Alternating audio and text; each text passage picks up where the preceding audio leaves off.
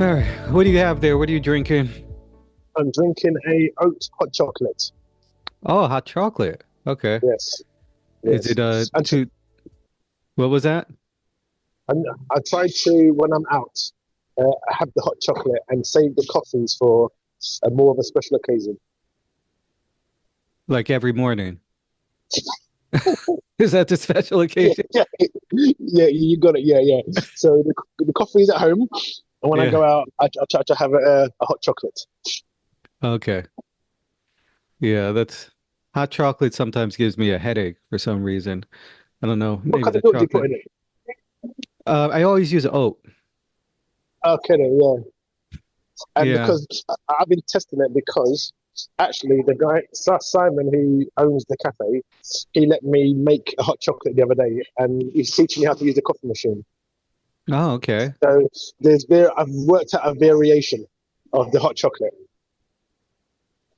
So he's teaching you how to use the espresso machine or espresso machine. Yes, oh, okay. Yeah. Yeah, because I'm in here almost every day. I'm here most days. Yes. yeah. Is that where you do your write-in and Yeah. observation and Yes. I've come here, do writing, ideas, and I like to get out of where I am in the world because I think I like being around where there's people around. So I yeah, quite like that. Yeah, yeah. yeah. Well, thank you for joining on today's podcast. Oh, thank you for inviting me. It's been a while today. I've really missed it. Yeah, yeah, it's we've been having some back and forth conversations about creativity, so it's um sparked a lot of contemplation and uh and things like that. Um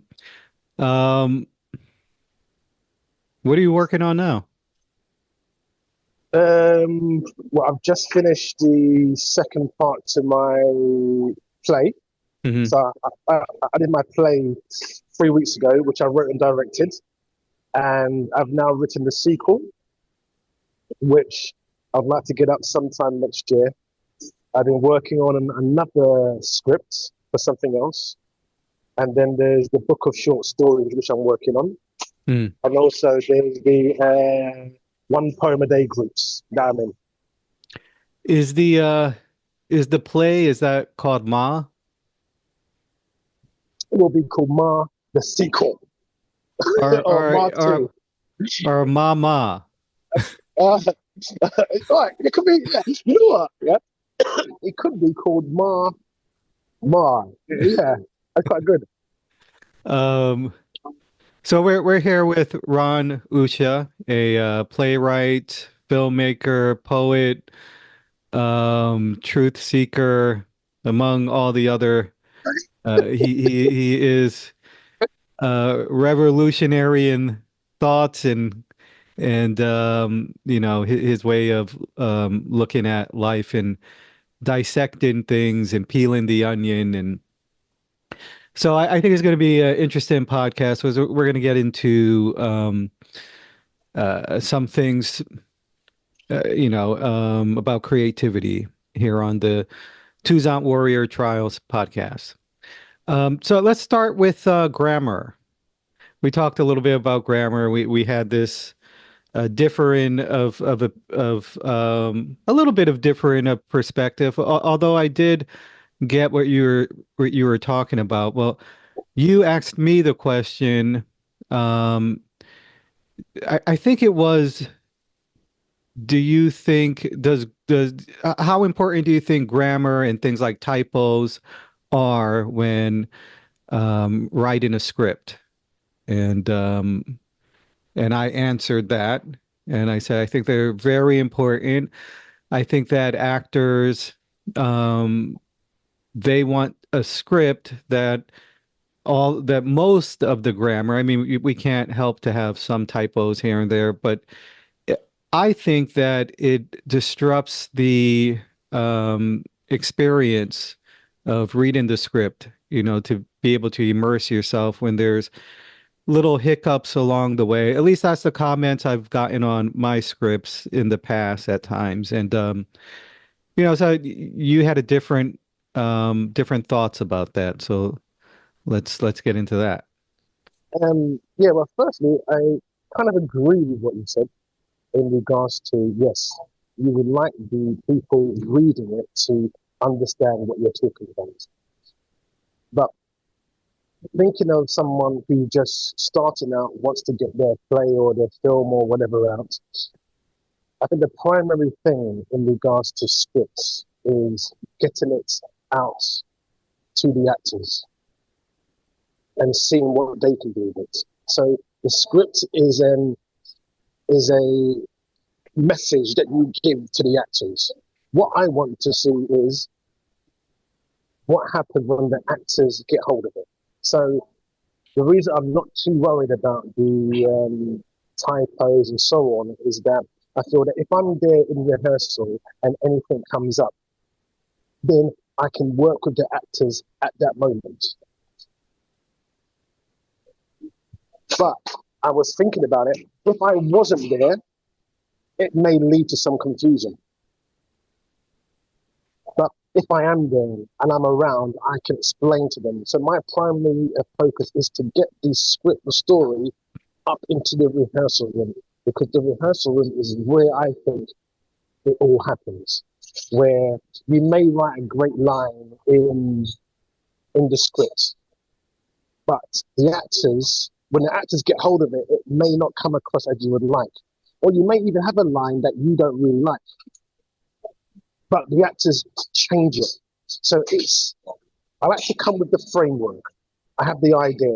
I know what the script is. I know what the story is, and then give it to the actors so they can work around and play this. So in rehearsal, because I love rehearsal. I love rehearsal. So in rehearsal, we can mold it, change it, look at it, go deeper, see what the actors come up with. And that's the primary focus that I come with.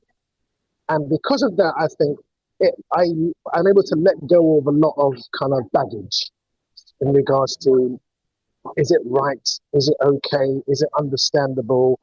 I can let all that go and say, okay, here we are. We're out with the actors and we're working on it. Because that's the primary idea of why I'm actually writing this script to give it to the actors. So I'm trying to find the most simple, efficient way of getting into the rehearsal room and actually working on the script. So I'm not saying that you just go out there and write anything and just go.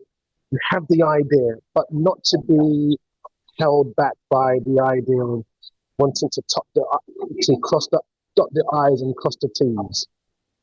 Free yourself from that, get into the rehearsal room and see what happens.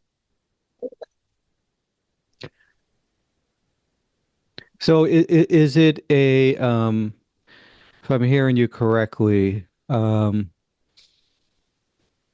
use the script. It's not to have it polished and like all of the grammar and typos and stuff like that corrected, but having sort of the structure, the outline, the meat of the story there, and where the creation or development of it takes place. For you, this process involves the um, working with the actors and developing it with them. So Yeah, yeah. yeah. So I have the script, the structure, and I might even think it's finished, but I go there with an open mind. I have Hmm. it. I have the skeleton. Then I can take that into the rehearsal room. They have their lines. Now the lines might be wonderful and they may not change, but I'm open to lines changing, to seeing what actors come up with, changing bits about the script. I'm open to that because what happened was in my last play, the script wasn't finished until the end of the play. And what I mean by that is that in the actual night that we put it on, one of the actors did some improvise something, a small thing, and it was fantastic. I put that in the finished script. So the actual finished script didn't happen until the play finished. And with that, with this approach, I just find it simplifies so much. I'm not agonizing too much over what about this sound, what does this sound. Of course, there are parts that are essential to the story, which I want the actors to go with, and I would like to, and I explain it to them. But I'm also open for the actors to come up with things, and also I'm also open for myself to come up with things because I know that in the moment in the rehearsal room, I'm going to think of things because I'm with the actors that I never thought of before. Because when you're in your room or wherever you do your writing, you're there on your own. But when you see it, and you know this as well, when you see actors take something you've written, it's really amazing, you know, because you're kind of excited because you wrote this thing months ago, and now you're seeing an actor read it, and that excitement I love. So it's really the collaborative process is what kind of fuels the inspiration and the development of the projects that you work on. Where did you, so you said you kind of discovered this process in the first play that you did, which was it complete in your mind when you went into the rehearsals and was working with the actors, and then new ideas came and a different ending developed from that? Or was the idea not fully developed until you immersed yourself into that process with the actors? No, the idea is fully developed. The scripts, I know the start, finish, ending, everything's written. But I'm open to being able to change anything at any time. Everything is written as in. I've got the whole story down on the paper and in my head. So it's written. I don't want to be guessing or not being sure because actors may come up to you and say, "What does this mean?" And you have to know. I've got to know the ins and outs, the background of all the characters, why this is happening, why I'm asking them to do this, what is this situation about. I have to know that. But the freedom I have with it is that I'm also willing to change if something more interesting comes up or a development comes up from which working with the actors. And I just found that when you get, and also when you're working with people who really immerse themselves in the project as well, things come up which you never even thought about. And I love that collaborative, and you can go off into different directions than you didn't even know. So with the last play, it was primarily written. The text may change the same, but there were some actions and some things that were put in and some things that were taken out in regards to movements and ideas that were small things but really helped. So the play is finished, the structure is there, I've written it, but I go into it fully open to anything arising. I'm trying to make it as simple as I can. So it from what I'm hearing, it's don't wait to have, even if your thing is okay, well, I need to go over and correct all of the grammar. You're saying don't wait, just put it out there.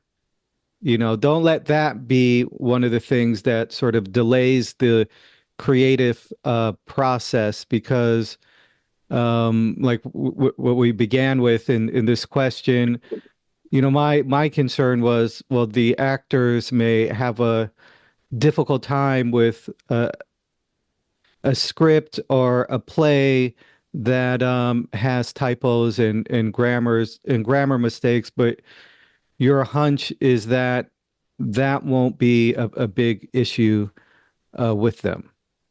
No, I don't think there's a big issue at all. And when you're there, I mean, it helps in the reading when somebody's reading at home. But Yeah. when you're there with them, it doesn't really matter that much.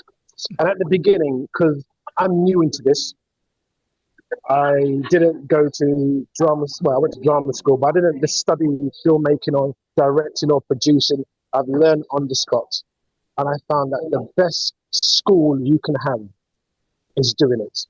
Mm. And I learned from you, Ade. Um, a few years ago, you did guided meditations and more, and I was in Bali at the time, Yeah. and I thought, wow, um, wow, maybe I can do it. So I borrowed my niece's computer. I knew nothing about cameras, nothing about lighting, nothing about how to do it. I got the old computer, and I did it. And looking back, when I look at the first episode, the lighting's all over the place. The mic was all over the place. It's all over the place. But I learned on the job, and I got it out. So, and I learned so much doing it. And I could have waited until I got the right computer, but what would have probably happened with me, I would have put it off and put it off and put it off and put it off and put it off. Why not just don't worry about perfection, just go for it? I think that inspires people. You may not know the ins and outs in anything you're doing, whether it be a book or a play. Go for it. If you have a book, do an open reading somewhere. It may not be finished, but do an open reading. If you have a poem, show a friend, read to a friend, go to an open mic. If you have an idea for a script, find a coffee shop, say to them, can I put it on? And go for it. That is where I feel we do the most learning, actually doing it. And that way you release yourself from the burden of wanting to have it perfect. Of what do others think? If you put your heart, your soul, your passion into it and do the best you can, I feel that people will connect with that. Yeah, I agree. And this is a good segue to one of the questions you had asked in our conversations. What is creativity?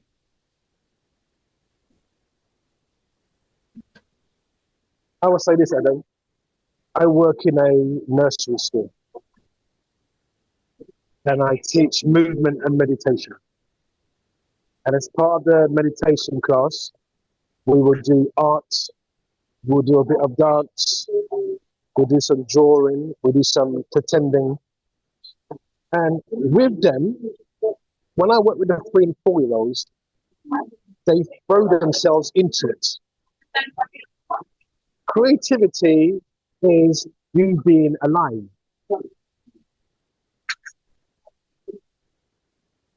You're alive. So you're creating.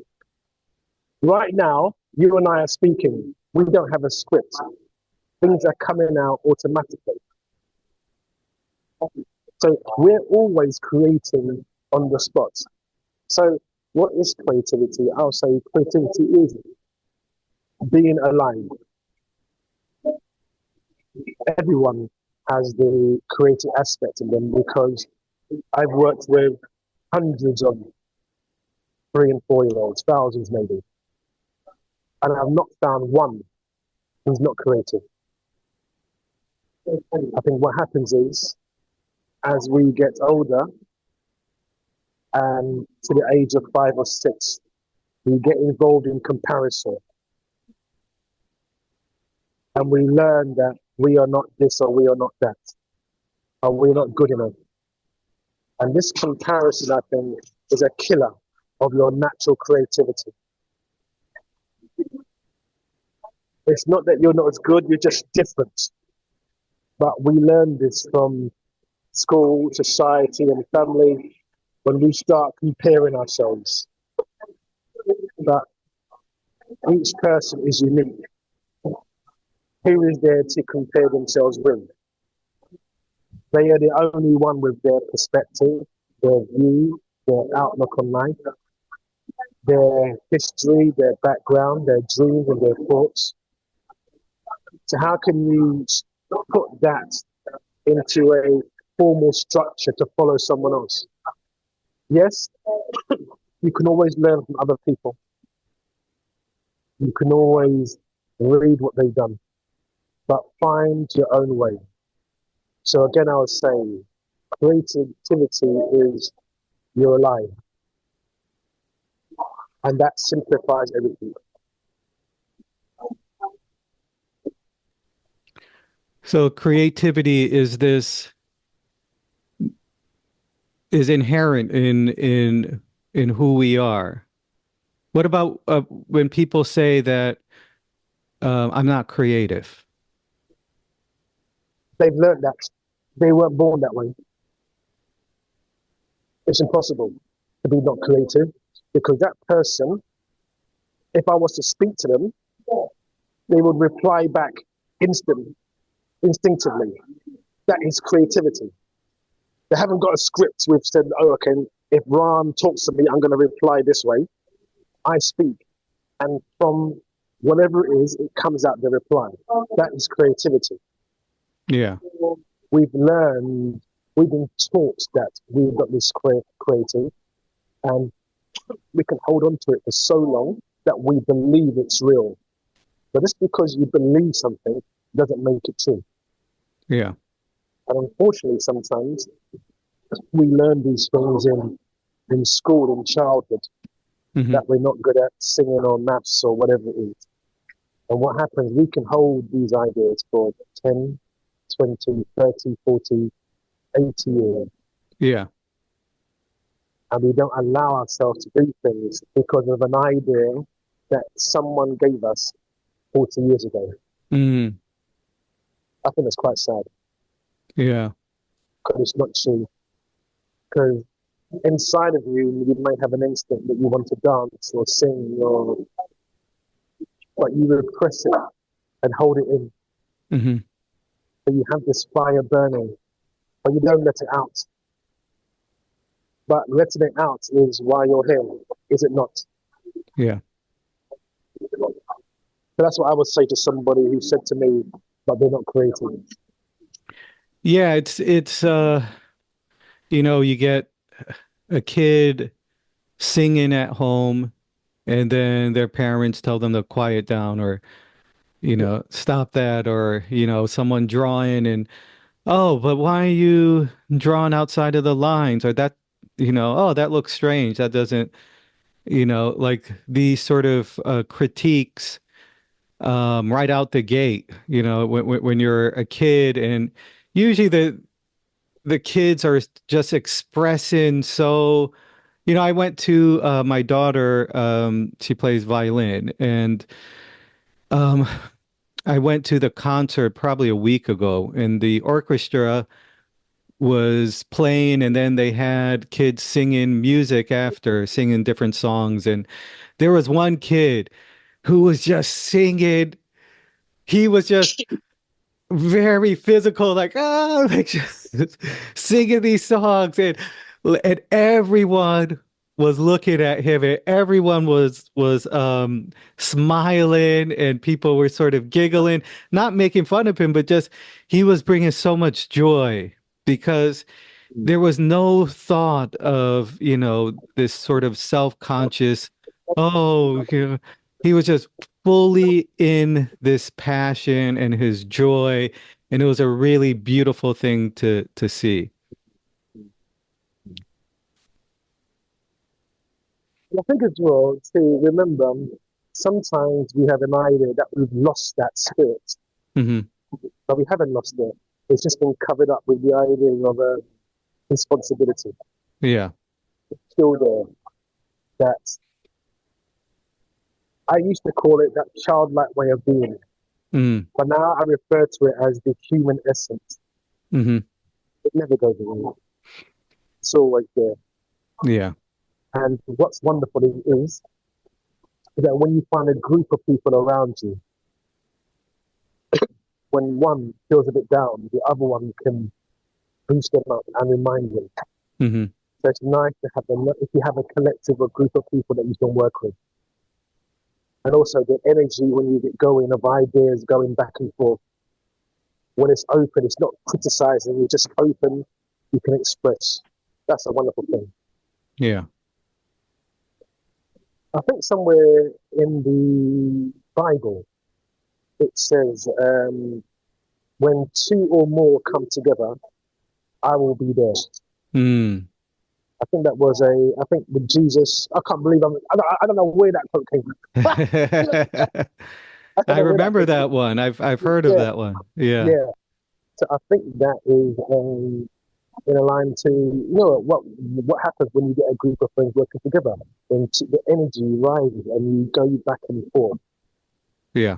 So it's great to get a collective of people and to do something kind of creative every single day if you Yeah. can. Yeah. So one of the things that I do is, as you know, is the one poem a day group. Yeah. Now I've been asked, "Oh, isn't it difficult to come with one poem a day?"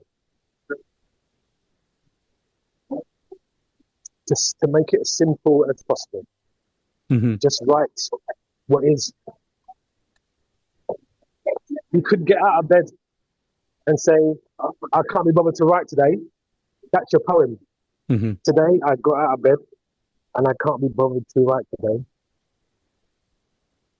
That's it. Yeah. I'm feeling tired. Today I got out tired. You know what I've realized, Ade, is this.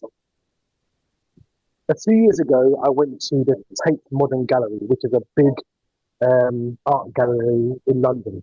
Hmm. In the gallery, they had a swing, the swing that children play on. Yeah. And so they had a swing gallery in the gallery. So there was a queue of people, Ade, lining, queue of adults lining Hmm. up to go on this swing. Hmm. You can go past any park and there are swings there empty. Hmm. So why are people queuing up to go on a swing in an art gallery, yet they walk past a swing every day in their local park? Hmm. Why?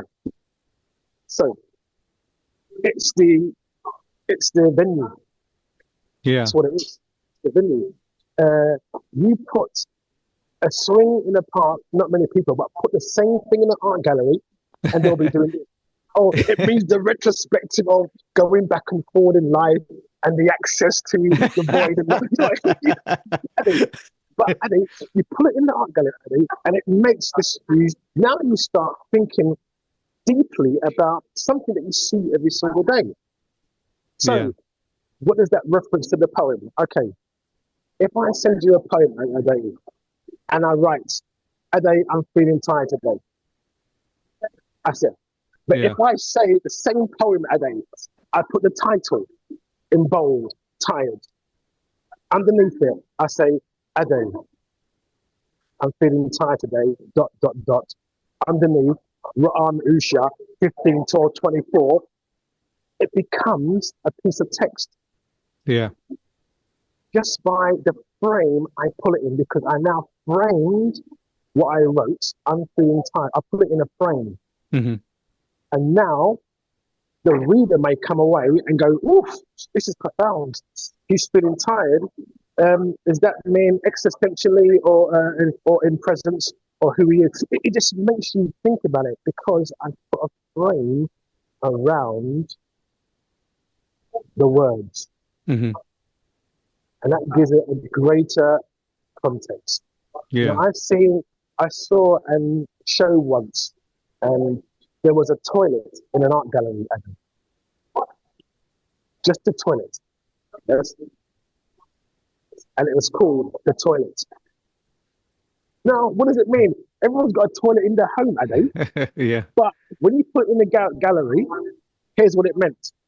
It meant the flushing away of ideas and thoughts, what we're looking at, not looking at as people. It makes you Hmm. think about things.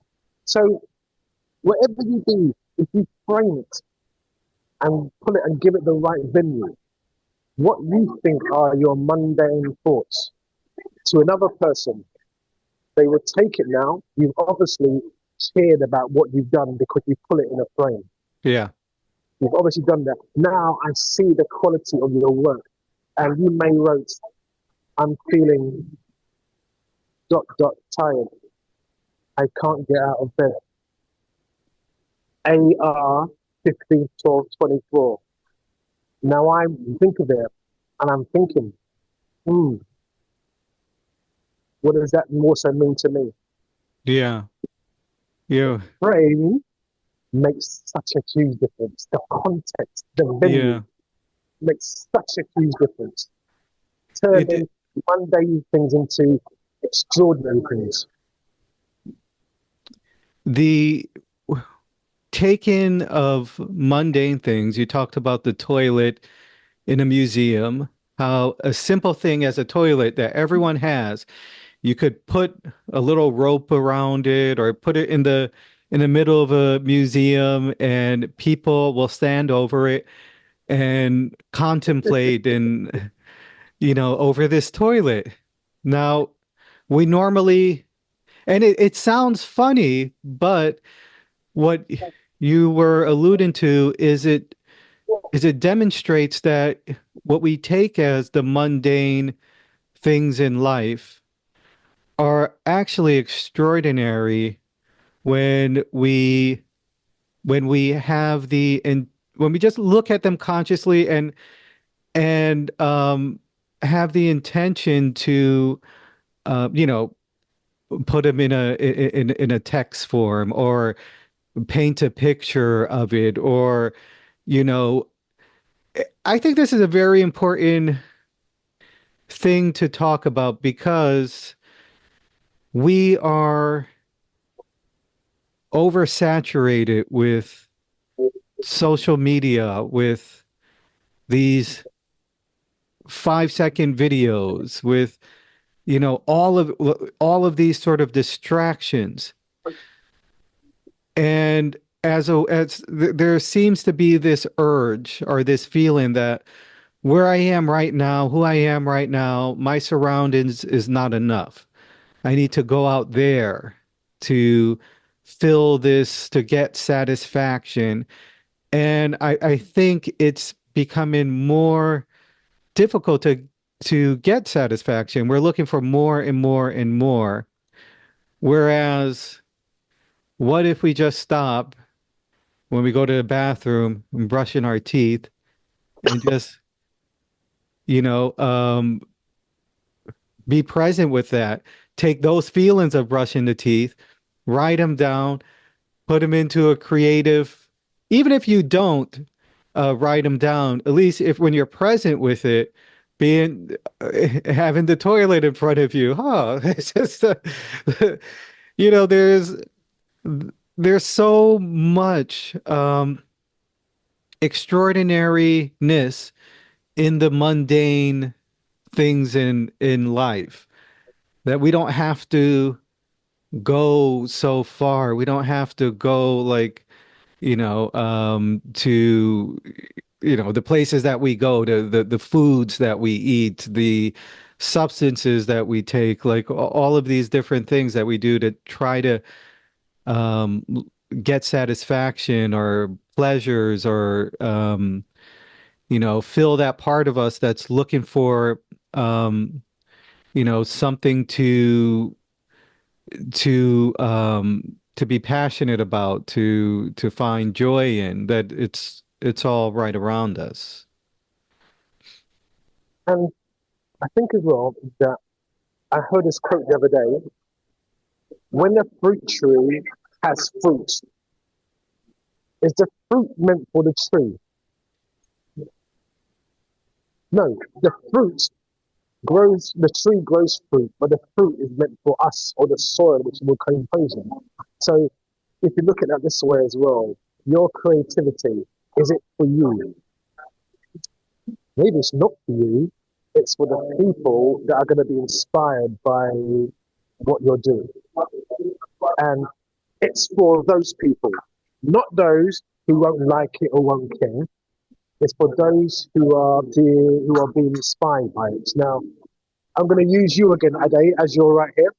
as an example, I like to give a practical example or something. So again, I watched guided meditations and more, and I went, "Oh my God!" Now you have no idea about this. You got no idea. I'm in London watching something that you've done in New York. I went, "Oh my God! Can I? Can I do that?" Previous to that, didn't even think it was possible for me to do it. As you know, I'm not really great on the computer or IT literate. So it was something that I probably would have done. But that seeing that and having that moment of wow, he's doing it, opened something, and I said, maybe I can. Maybe guided meditations and more wasn't yours, Adam. It was ours who watched what you did and were inspired by it. And some of those people you will never know. Because they're not going to tell you. I'm telling you now because we're speaking together. Or when you've seen your films, I've seen your films many times, the effect that it has. And sometimes they think, well, we do something, no one's watching and no one cares. No, there are some people who are deeply moved by what you've done, and their life will change trajectory because of that. And that means that because we're all connected. So here's an idea I have. It's that every idea, every song, every film has already been written, but it needs a vehicle. Now, for some reason, the script you're writing right now or the poem you're writing has chosen you to come through. You and this idea are vibrationally connected at this point. It's chosen you. You're the perfect vehicle for this idea. And it's going to come and it needs your perspective to come through it. Now, the idea will come through you and you will give it your twist on how you view the world, which is what this idea wants. Now, how remarkable is that? Out of the 8 billion people, it chose you because it wants to come out.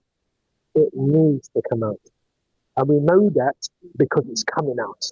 And you have this excitement inside of you. I've got to write this. It chose you. So Yeah. who am I to hold it back and say, oh, it's not good enough? The idea is good. And I think as well, the cleaner it comes through from consciousness, without you getting in the way, oh my God, I'm not ready for this, the better it is. It's to write and get out of the way of it. Now, it sounds very simple, and sometimes, I am like everyone else. I have days when I'm, not too sure about this, yes, but that's okay. It's to recognize it wants to come out. The song wants to come out. The poem wants to come out. But it's there, and you can feel it when you're around. It wants to come out, and it's chosen you. Yeah, there's usually in the beginning of a project that I'm doing, it comes out very clean, very just comes overflowing, spilling out. And then there's a point where it's like the thoughts about, oh, well, you know, is this good? Is this right? Is this, these sort of doubts start to come.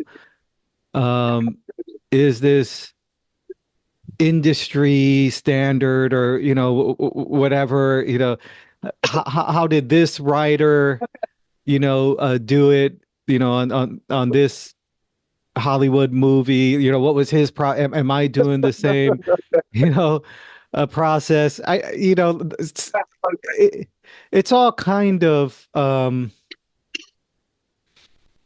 it's all kind of nonsense in a way, because most of the movies I watch, that I look for movies, the majority of them I don't like. I'm not finding the movies that I like. A lot of times it's the same formula over and over. And I'm not really criticizing the formula. I'm just saying it makes things a little bit narrow because there's other ways of perceiving storytelling, of doing storytelling, and other ways in other cultures that do it differently. We have this three act structure, but it doesn't have to. That's just one way of doing it. There's many different ways of doing it. Then the thought comes up, oh well, if I do it that way, it's wrong, or no, people aren't gonna like it. And who was it that said, oh, Warner Herzog talked about the three act structure, and he was saying that in his perspective, it's nonsense. No, you don't write thinking about life doesn't happen in three acts. So you don't a story isn't just about three acts. So you don't think about it in that way. It could be five acts. It could be whatever it's going to be, and I thought that's true because a lot of times my natural way of working isn't in telling a story isn't really a three act structure. That's why oftentimes in the end of the second act, and I see this in a lot of movies, everything is very abrupt. It looks like they just push everything together to get to the end in the punchline or whatever the conclusion is going to be in the story. And it just like seems to be patched together really quickly. And these are big, like multi-million dollar movies that are forcing this formula onto the audience. And I think that part of it is that we have conditioned people to look at view stories in this way, like to expect a certain formula so that they get a certain like dopamine hit and satisfaction along. Okay, well, this happened. Okay, I know this is going to happen. Things look really horrible mid second act, and our hero is in a dilemma. We don't think he's going to make it. And oh, okay, the hero has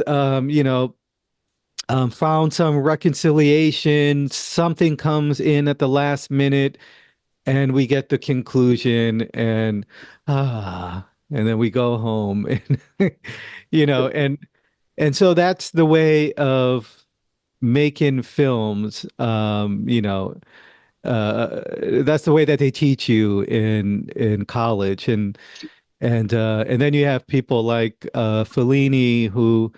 Uh, I'm not crazy about his films. I was talking to my fiance about this yesterday. I like his dream sequences, but you would kind of like this. He does, some of his films, he didn't have a script.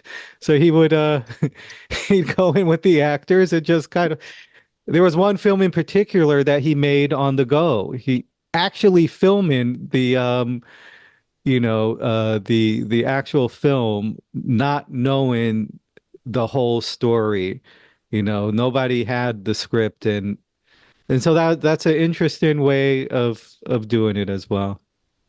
Okay, Ade, right now, yes, I'm going through it right now. So I'm in a coffee shop and there's somebody doing salsa dancing in front of me. There's going to be a salsa class in a minute. Can you hear me? Yeah, yeah. It's going to be a salsa class in a minute. So in front of me are people doing salsa, drinking wine, getting ready to dance. It's happening right now. This is creativity going on in the moment. The music is playing. The shop is now packed, and this is it. Now, could I have scripted this? It's just happening now.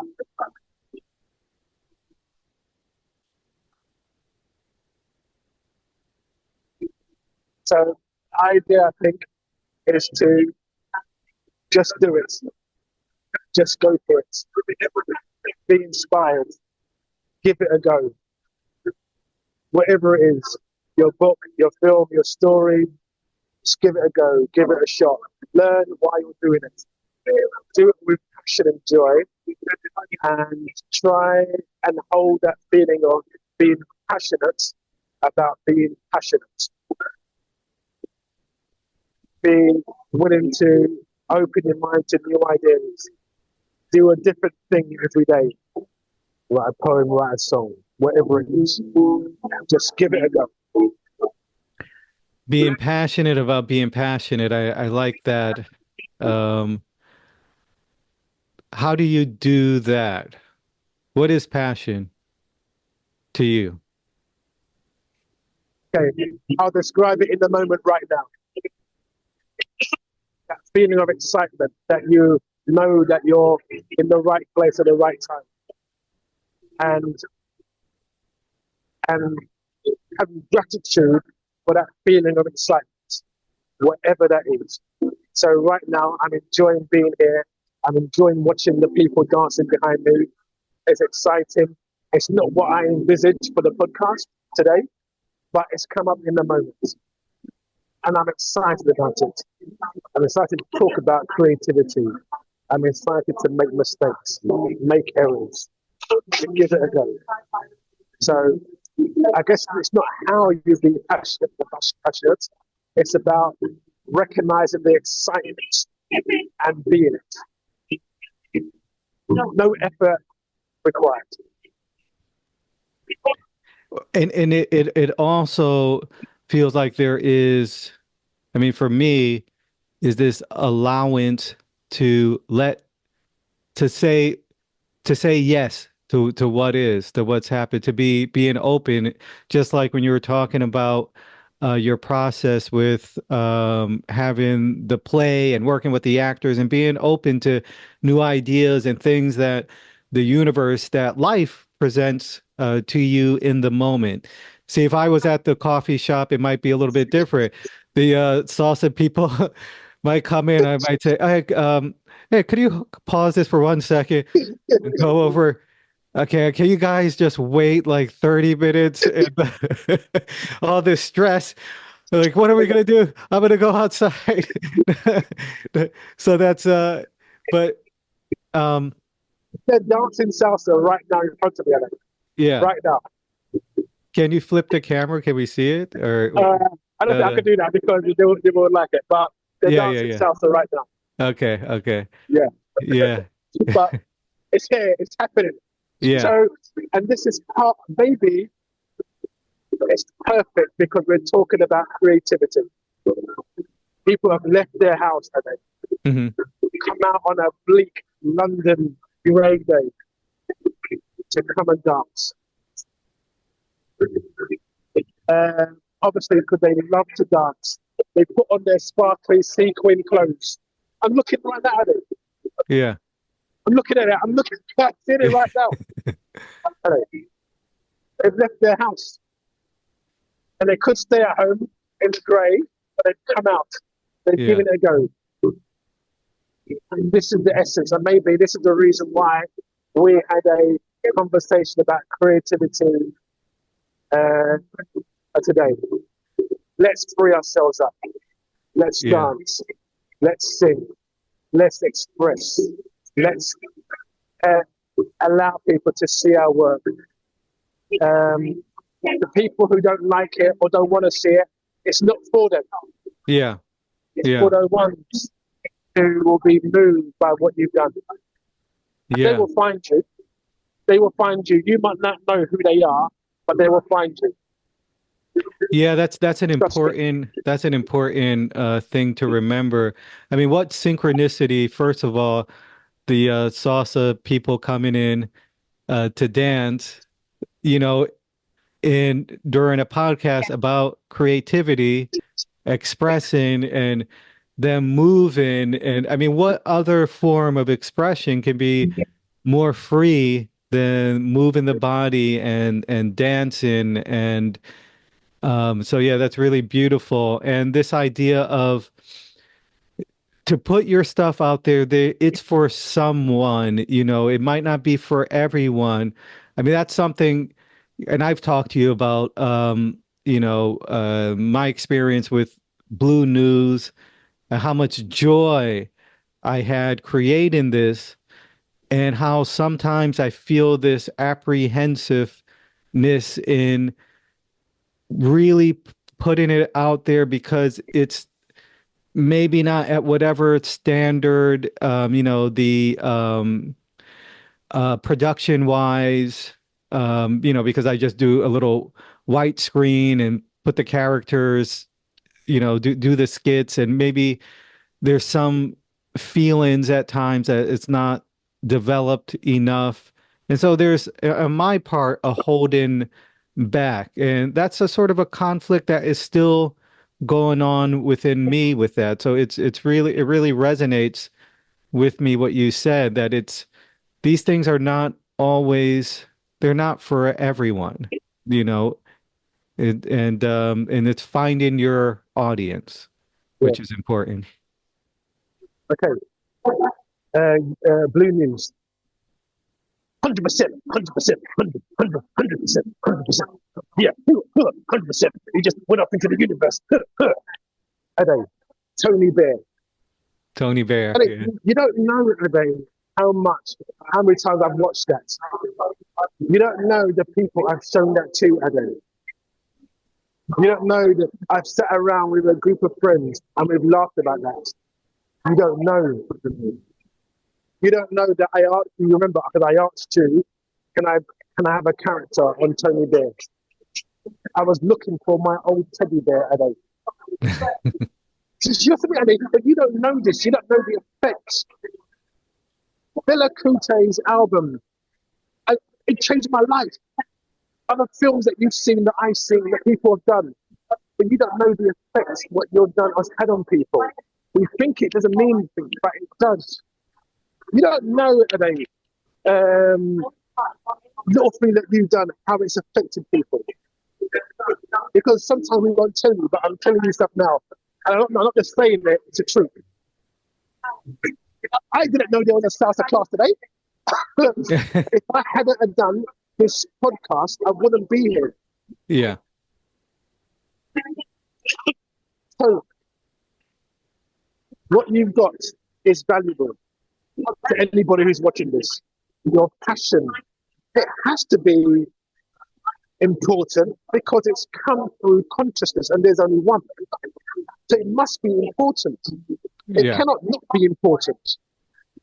If you get a pie and you cut a piece of the pie and take it out, that pie is part of the whole. That part is important. Yeah. Yeah. So what you've got is important. Don't knock your work. Give it the best you got. My new word is quality. Give it the best quality you can. And I might even contradict myself now, it is, yes?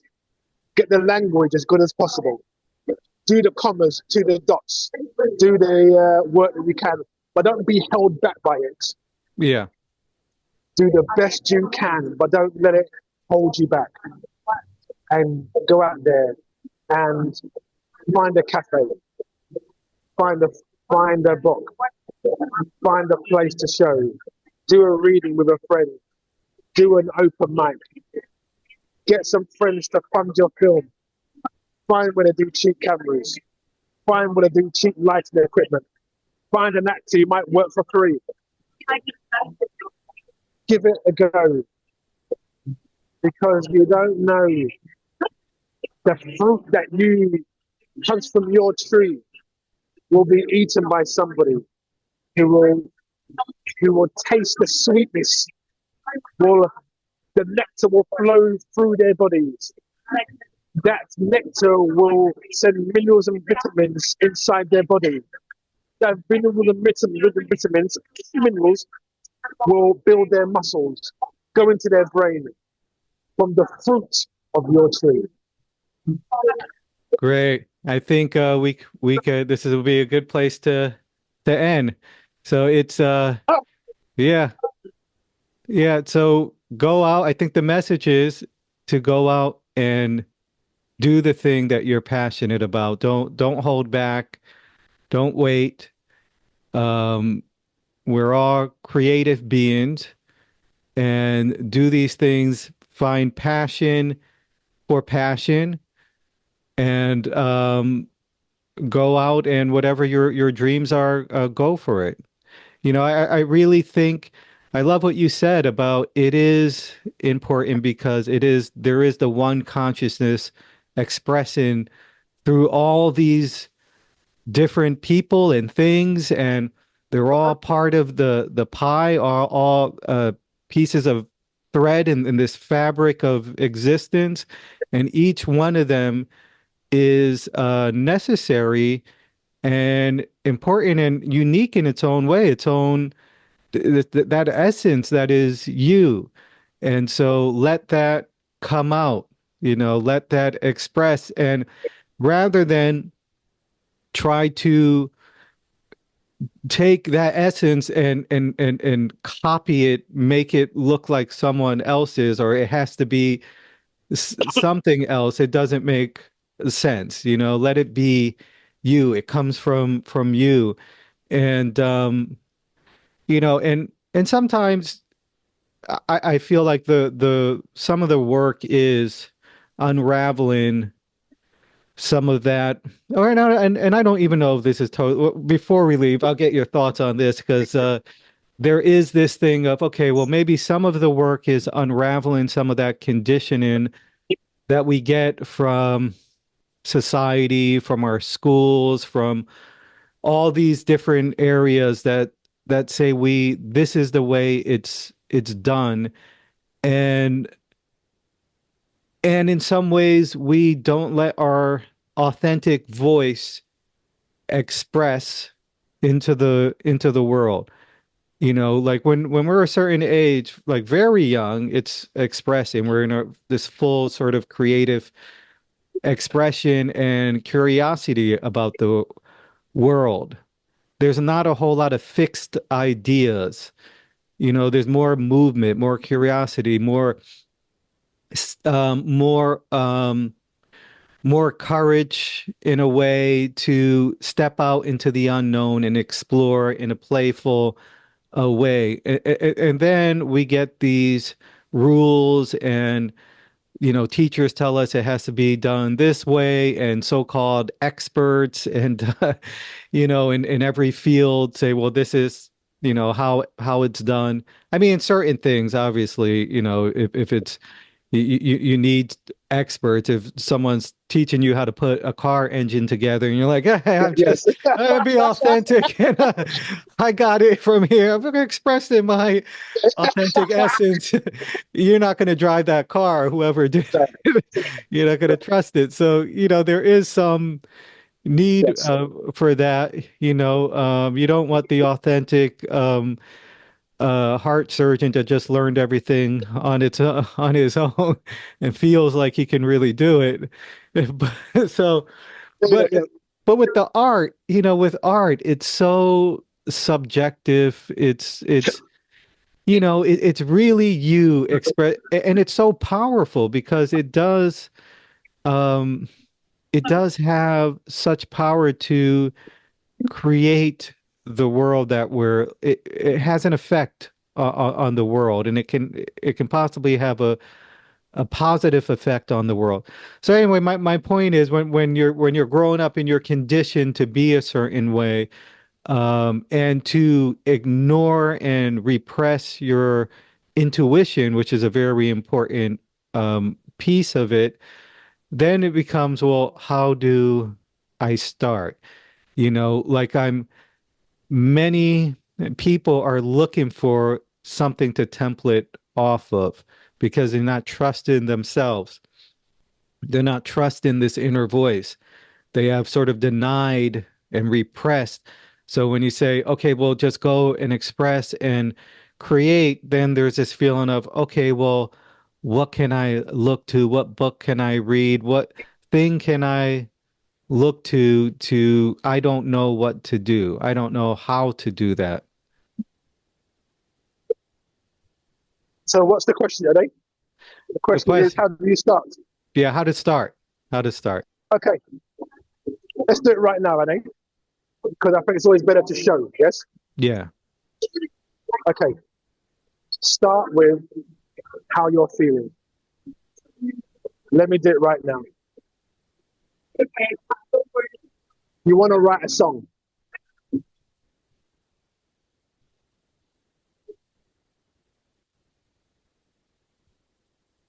I'm sitting in a I'm sitting in a coffee shop. I'm surrounded by lights and colours. I see people dancing everywhere. I see the person's shoes tiptoeing onto the floor. What I'm saying is start with what is, and you can't go wrong. And then let that guide you. Start from where you are. And that means you don't have to lie, you don't have to make anything up.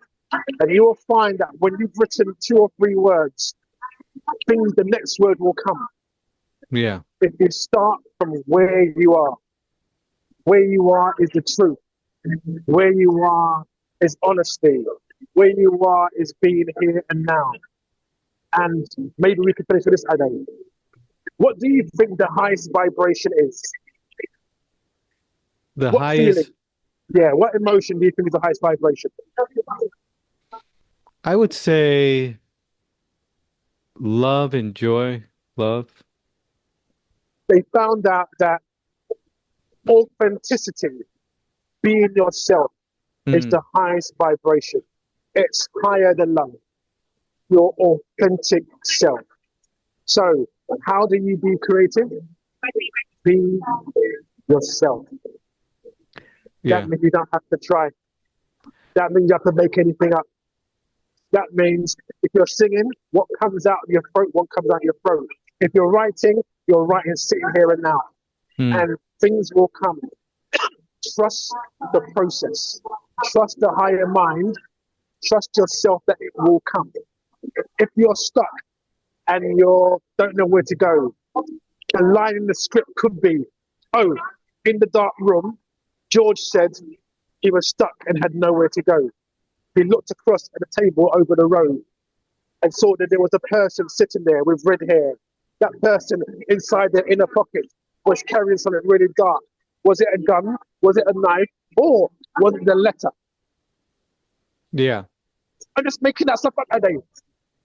Yeah. I'm Yeah. making it up. I'm not thinking. Start with where you are. Start It's with as where simple. you are. No Yeah. thinking. Yeah, I think that's a really good point. This just be yourself.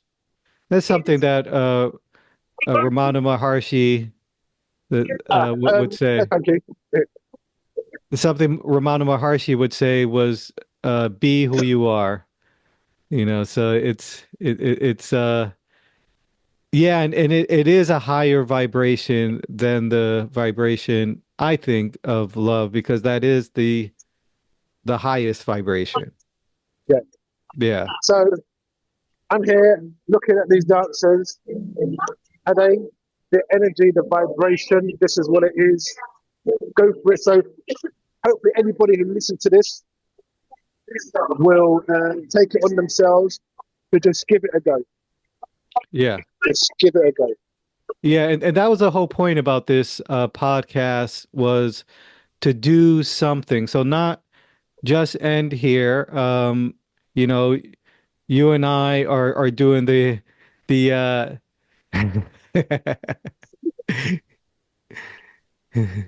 you should go join them. You gotta join them. Yeah.